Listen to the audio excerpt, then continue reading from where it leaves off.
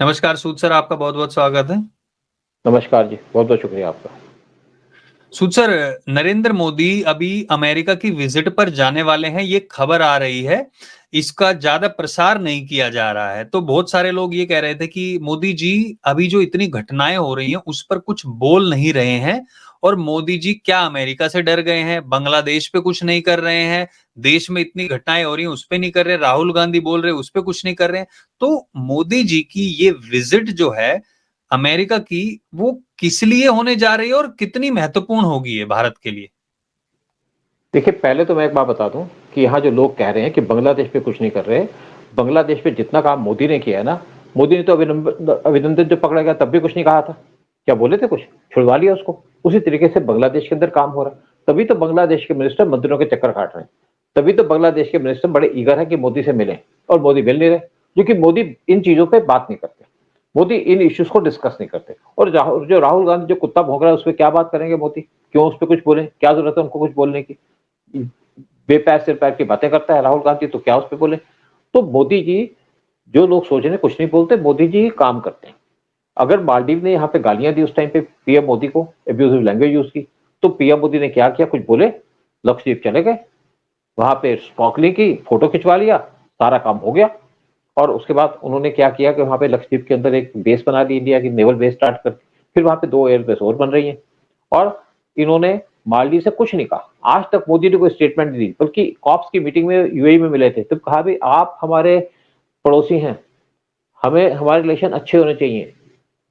फिर जब मालदीव ने इनसे एड देने की बात हुई बजट के अंदर, तो 80 करोड़ रुपए मालदीव के लिए रख लिए, क्योंकि नेबरिंग कंट्रीज को हम पैसा देते हैं। मालदीव ने कहा एफटीए करना चाहते हैं, फ्री ट्रेड एग्रीमेंट, तो कहते हैं आप प्रपोजल दो, हम देखेंगे। हमारे मिनिस्टर ने उसका जवाब दे दिया था।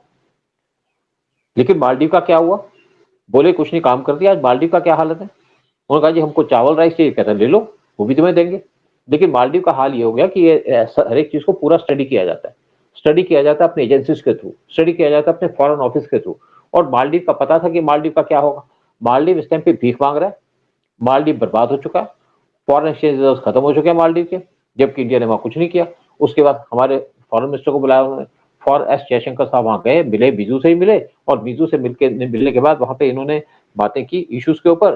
तो मालदीव ऐसा लगा कि अब नॉर्मल हो रहा है। जब पीएम मोदी की स्वेरिंग इन सेरेमनी थी, तब भी जो मालदीव के मिनिस्टर थे, पीएम थे, वो आए यहाँ पे। लेकिन आने के बाद पीएम मोदी से मिले, लेकिन उसकी कवरेज नहीं थी वहां पे। और उसके बाद अब वो इंडिया विजिट कर रहे हैं। तो ये तो 2 काम हुए। अब मालदीव एक पैसे को घूम रहा है, उनके प्रेसिडेंट यहाँ आना चाहते हैं, उस पर अलग बात करेंगे। अब पीएम मोदी की बात है कि पीएम मोदी को यूएस ने टारगेट किया। इलेक्शन के अंदर भी सीआईए ने बहुत काम किया पीएम मोदी को टारगेट करके। आज अगर मणिपुर के अंदर जो कुछ हो रहा है, उसके पीछे भी सीआईए, जॉर्ज सोरोस है, ड्रोन्स भी देती है इनको। पीएम मोदी कुछ नहीं बोल रहे, क्या बोलेंगे? यहाँ पे हमारे को टारगेट किया जा रहा है। पीएम मोदी को खुद टारगेट किया गया।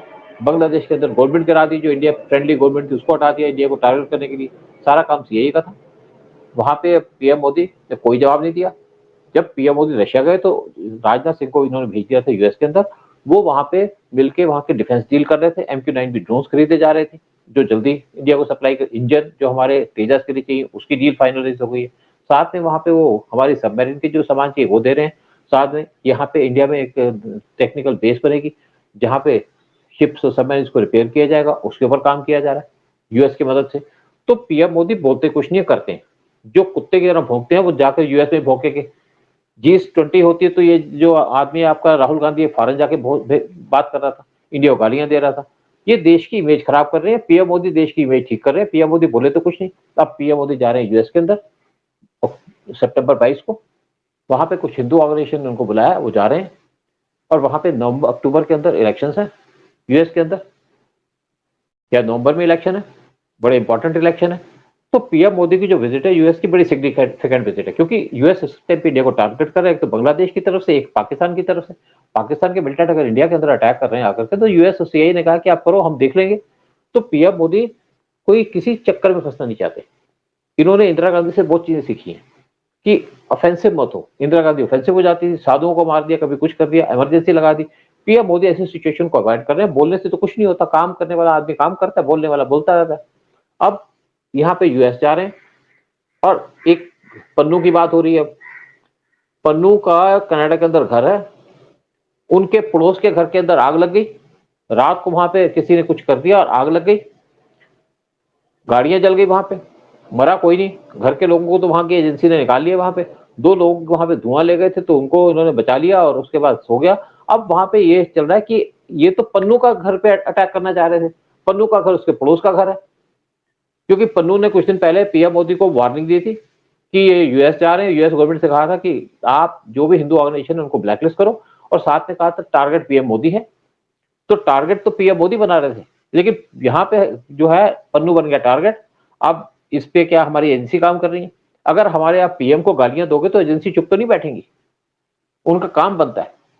कहा किसने कुछ नहीं, पीएम मोदी ने मुझे बता दिया किस बात पे कहा। पाकिस्तान से कहा था सिर्फ कटोरा मंगवा देंगे, तो पाकिस्तान को भगवा दिया, कटोरा मंगवा रहे हैं, भूखा मर रहा है पाकिस्तान। मालदीव के खिलाफ कुछ नहीं कहा तो मालदीव का हाल बुरा कर दिया। बांग्लादेश भी 3 महीने तक बचेगा, उसके बाद बांग्लादेश बर्बाद हो जाएगा। मालदीव को चिंता ये है कि वो डूब रहा है समुद्र के नीचे, और तभी उनका प्रेसिडेंट यहाँ पे आ रहा है। अब दूसरी बात है कि पीएम मोदी जा रहे हैं यूएस के अंदर, और वो तब जा रहे हैं जहां पे इलेक्शन होने वाले, क्योंकि इससे पहले जो यूएस के यहाँ पे सीआईए के चीफ थे, स्टेशन चीफ, जो हैदराबाद में, उन्होंने टीडीपी के लीडर से बात की, उन्होंने जो तेलंगाना के कांग्रेस गवर्नमेंट है उससे बात की, ओवैसी से बात की, फिर बाकी पार्टियों से मिले। तो समझ तो आ गया वो कोशिश कर रहे हैं यहाँ पे कोई गड़बड़ करने की, लेकिन इनको यहाँ पे डर नहीं है, क्योंकि टीडीपी नेशनलिस्ट पार्टी है। टीडीपी ने अपने स्टेट के अंदर वहां पे जो मंदिर है, उनके मंदिर जो पुजारी है उनके लिए पैसा सैंक्शन किया, और कहा कि जो भी यहाँ पे मंदिर है उसके ऊपर सिर्फ हिंदू बैठेंगे, किसी मुस्लिम को नहीं बिठाया जाएगा मैनेजिंग कमेटी के अंदर। तो आप समझ सकते हैं कि वो कितना हिंदुइज्म है। तो हिंदू वाला तो पीएम मोदी के खिलाफ नहीं जाएगा। अब दूसरी बात है कि यहाँ पे दिल्ली के अंदर इनका जो एरिक एम्बेसडर यूएस का, उसने खड़गे साहब से मीटिंग की, खड़गे साहब की मीटिंग करने के साथ में कश्मीरियों से मीटिंग की, और उसके नेक्स्ट से राहुल गांधी यूएस चले गए। क्लियर हो गया कि यूएस को ने राहुल गांधी को बुलाया, यूएस ने नहीं, उनकी इंटेलिजेंस एजेंसी ने बुलाया उनको ब्रीफ करने के लिए, और वहां जाकर के उठा ठूठा कर रहे हैं, उल्टी सीधी बातें बोल रहे हैं, कभी सिखों के बारे में बोल देते हैं, कभी कुछ है। लेकिन दूसरी बात है कि पीएम मोदी क्यों जा रहे हैं? देखिए, पीएम मोदी यूएस के अंदर जाएंगे और जाकर के वो हिंदू जो बैठे हैं वहां पे, ऑर्गेनाइजेशन बैठी है, उनको एड्रेस करेंगे, एक मीटिंग एड्रेस की जाएगी जैसे ट्रंप के टाइम में हुआ था। तो उसी तरीके से मीटिंग होगी और एक बड़ा क्लियर मैसेज चला जाएगा हिंदुओं को। गवर्नमेंट के खिलाफ कुछ नहीं बोलेंगे, क्योंकि हम बोल भी नहीं सकते, हमारा बोलना भी नहीं बनता। तो वहां पे क्लियर मैसेज चला जाएगा हिंदुओं को कि यहाँ पे जो वोट दो वो ट्रंप को वोट दो, क्योंकि ट्रंप ने कहा कि मैं हिंदुओं को सपोर्ट करूंगा, ट्रंप ने कहा कि मैं हिंदू के साथ रहूंगा और मैं जो हिंदू और इंडियंस है उनके साथ, उनको प्यार करता हूं, उनको लव करता हूं। तो ताकि ये मैसेज चला जाए उनको कि आपने वोट देनी है ट्रंप को। और ये भी पॉसिबिलिटी है कि तो क्या ट्रंप से मिलने, मैं वही पूछने जा रहा था आपसे, क्या ट्रंप की जो कैंपेन होगा उसमें भी वहां पे शामिल होने जाएंगे या उनसे मुलाकात होगी? ऐसी भी कुछ संभावना है? नहीं, उससे तो एक बड़ा डेंजरस साइन चला जाता है, उसके अंदर नहीं जाएंगे। लेकिन पॉसिबिलिटी है कि ट्रंप इनसे मिलने आ जाए वहां पे मोदी से। अगर ट्रंप मिलने आ जाते तो आप सोचिए कि वहां पे जितने भी 8 या 9% या 10% हिंदू होंगे वो तो वोट देंगे ट्रंप को ही। और वैसे भी पीएम मोदी का एक मैसेज है यूएस को कि उन्होंने वैसे भी कहा था हम घर में घुस के मारेंगे। तो ये यूएस में घर घुस के वहां पे जो बाइडेन को मारने जा रहे हैं या कमला हैरिस को मारने जा रहे हैं, जो इंडिया को नुकसान पहुंचा रही है। तो पीएम मोदी की विजिट को मैं इस एंगल से देख रहा हूँ कि ये इनकी जो विजिट है यूएस के अंदर एक स्पेशल ओकेजन पे, जब इलेक्शन होने वाले, जब तुम्हारा एम्बेसडर आकर के यहाँ पे गड़बड़े करेगा तो हम भी कुछ करेंगे। और जो लोग कहते हैं पीएम मोदी कुछ नहीं करे, पीएम मोदी करते हैं, कहते कुछ नहीं है। बाकी लोगों को ब्रीफ करते हैं कि मैं क्या कर रहा हूँ। बहुत से प्रोजेक्ट्स हैं। मैं इनकी मीटिंग में गया था, किसी मीडिया के ऊपर इनकी मीटिंग, चैनल में इनकी मीटिंग थी, प्रोग्राम था एक, मैं भी गया वहां पे। पीएम मोदी 30 मिनट बोले, शायद ज्यादा बोले होंगे, और उन्होंने उस टाइम पे कितने हजारों करोड़ के प्रोजेक्ट एक एक करके गिना दी। और उस टाइम पे आए थे कश्मीर से आए, ये मीटिंग अटेंड की, उसके बाद नेक्स्ट डे चले गए, उसी दिन चले गए शाम को ये नॉर्थ ईस्ट के अंदर, असम चले गए, फिर अरुणाचल चले गए। तो जो आदमी देश के लिए इतना काम करता, बोलता नहीं है, वो काम कर रहा है, विजन वाले आदमी है, काम करने वाले आदमी है। और इसीलिए पीएम मोदी की वाहवा है, और इसीलिए पीएम मोदी को टारगेट किया जा रहा है कि कोई कंट्री ये नहीं चाहती इंडिया स्ट्रांग हो, इसीलिए पीएम मोदी को टारगेट किया जा रहा है। ना चाइना चाहती है पीएम मोदी स्ट्रांग हो, ना आपका यूएस चाहता है पीएम मोदी स्ट्रांग हो या देश स्ट्रांग बने, इंडिया स्ट्रांग बने।